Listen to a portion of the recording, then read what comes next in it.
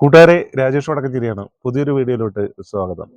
ഞാൻ സിനിമയുടെ റിവ്യൂ ഒന്നും സാധാരണ പറയാറില്ല, പക്ഷേ ഇതെനിക്ക് പറയണമെന്ന് തോന്നി.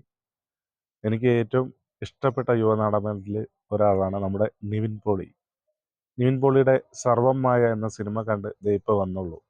ഞങ്ങളുടെ വടക്കഞ്ചേരിയിലെ ഒരു തിയേറ്ററിൽ തന്നെയാണ് കണ്ടത്. എനിക്ക് സിനിമ ആദ്യം തന്നെ പറയട്ടെ, ഭയങ്കരമായി ഇഷ്ടപ്പെട്ടു. നല്ല ഒരു ഫീൽ ഗുഡ് ഹൊറർ, ചിരിക്കാനും എല്ലാം കൊണ്ടും അടിപൊളിയായ ഒരു ഫാമിലി ചിത്രമാണ്.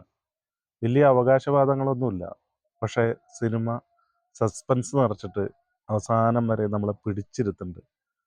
ആദ്യത്തെ ഫസ്റ്റ് ഹാഫ് ഒരുപാട് ചിരിക്കാനുണ്ട്, സെക്കൻഡ് ഹാഫിലും ചിരിക്കാനില്ല എന്നല്ല.